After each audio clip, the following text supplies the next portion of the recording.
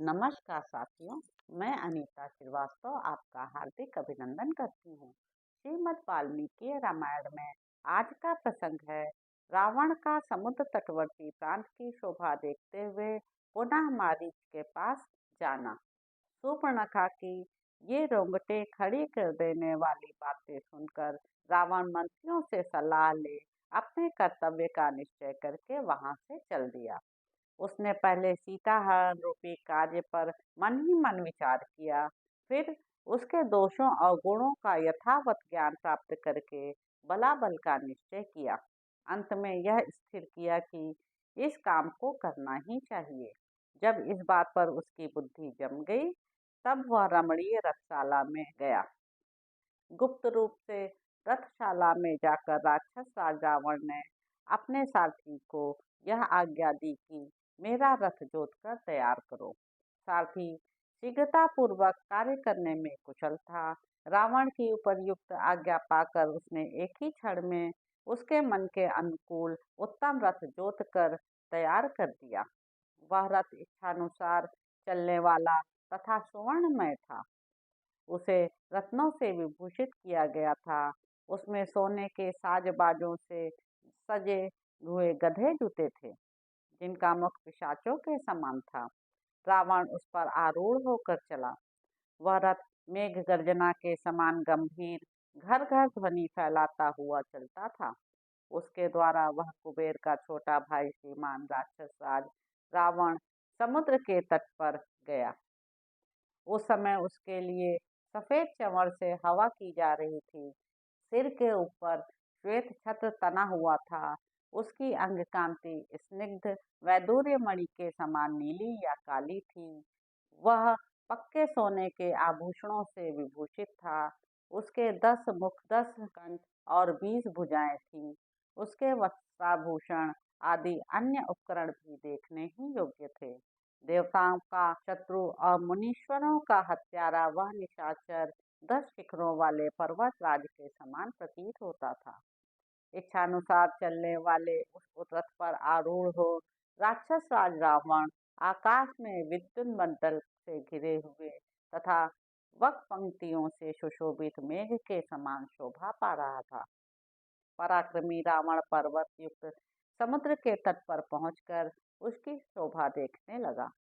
सागर का वह किनारा नाना प्रकार के फल फूल वाले सहस्रों वृक्षों से व्याप्त था। चारों ओर मंगलकारी शीतल जल से भरी हुई पुष्करणियां और वेदिकाओं से मंडित विशाल आश्रम उस सिंधु तट की शोभा बढ़ा रहे थे। कहीं कदली वन और कहीं नारियल के कुंज शोभा दे रहे थे। साल, ताल, तमाल और सुंदर फूलों से भरे हुए दूसरे दूसरे वृक्ष उस तट प्रांत को अलंकृत कर रहे थे। अत्यंत नियमित आहार करने वाले बड़े बड़े महर्षियों, नागों, सुपर्णों, गंधर्वों तथा सहस्त्रों किन्नरों से भी उस स्थान की बड़ी शोभा हो रही थी। काम विजयी सिद्धों, चारणों, ब्रह्मा जी के पुत्रों, वानप्रस्थों, माश गोत्र में उत्पन्न मुनियों, बालखिल्य महात्माओं तथा केवल सूर्य किरणों का पान करने वाले तपस्वी जनों से भी वह सागर का तट प्रांत सुशोभित हो रहा था। दिव्य आभूषणों और पुष्पमालाओं को धारण करने वाली तथा क्रीड़ा विहार की विधि को जानने वाली सहस्त्रों दिव्य रूपिणी अप्सराएं वहां सब और विचर रही थीं।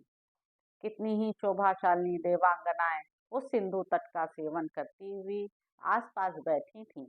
देवताओं और दानवों के समूह तथा अमृत भोजी देवगण वहां विचर रहे थे। सिंधु का वह तट समुद्र के तेज से उसकी तरंगमालाओं के स्पर्श से स्निग्ध एवं शीतल था।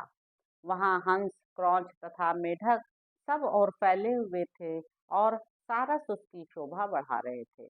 उस तट पर वैदूर्य मणि के सदृश श्याम रंग के प्रस्तर दिखाई देते थे। आकाश मार्ग से यात्रा करते हुए कुबेर के छोटे भाई रावण ने रास्ते में सब ओर बहुत से श्वेत वर्ण के विमानों, गंधर्वों तथा अप्सराओं को भी देखा।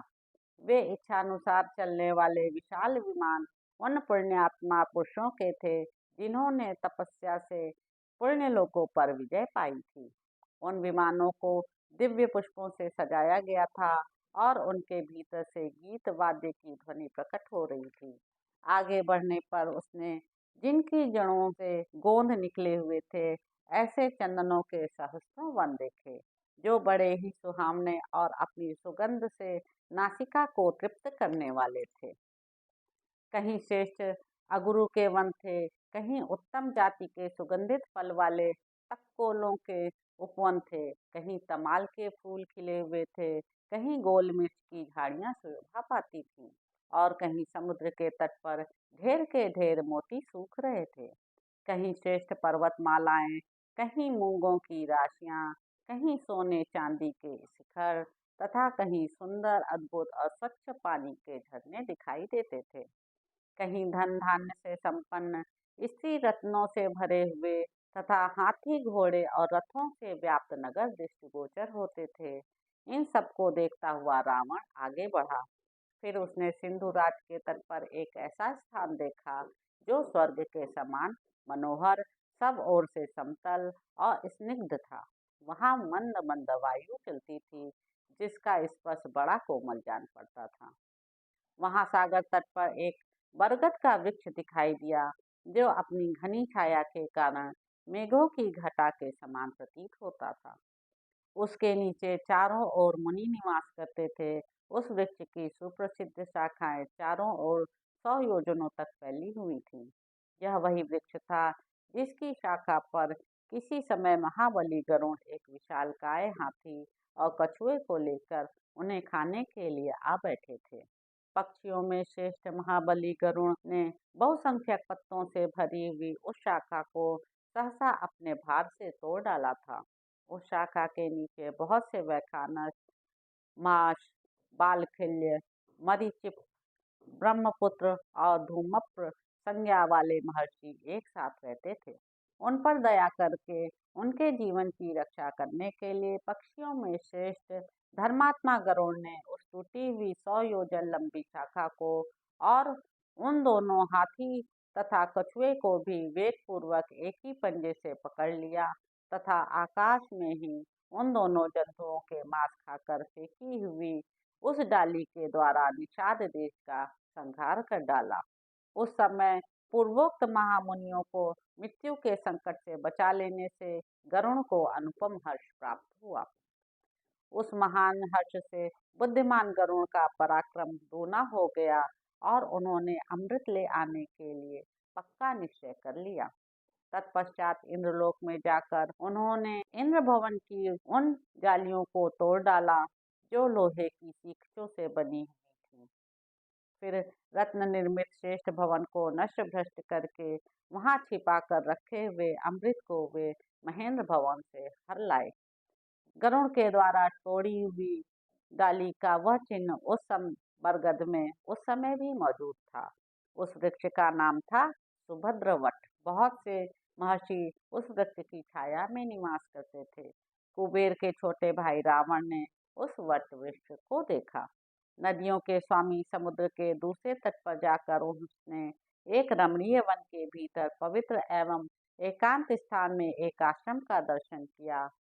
वहां शरीर में काला मृग चर्म और सिर पर जटाओं का समूह धारण किए नियमित आहार करते हुए मारीच नामक राक्षस निवास करता था। रावण वहां जाकर उससे मिला। मिलने पर उस राक्षस मारीच ने सब प्रकार के अलौकिक कमनीय पदार्थ अर्पित करके राजा रावण का विधि पूर्वक आतिथ्य सत्कार किया।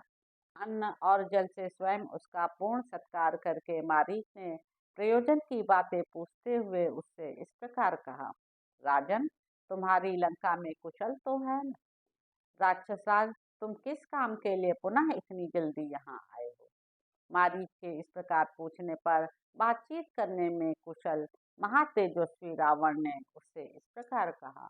तो इस प्रकार साथियों, अरण्य कांड में निहित 35वां सर्ग यहाँ पर समाप्त होता है।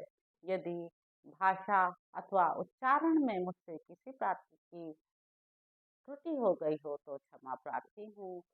आपका सहयोग अपेक्षित है। मेरे YouTube चैनल संवाद विद अनीता को लाइक करें, शेयर करें, सब्सक्राइब करें। धन्यवाद साथियों।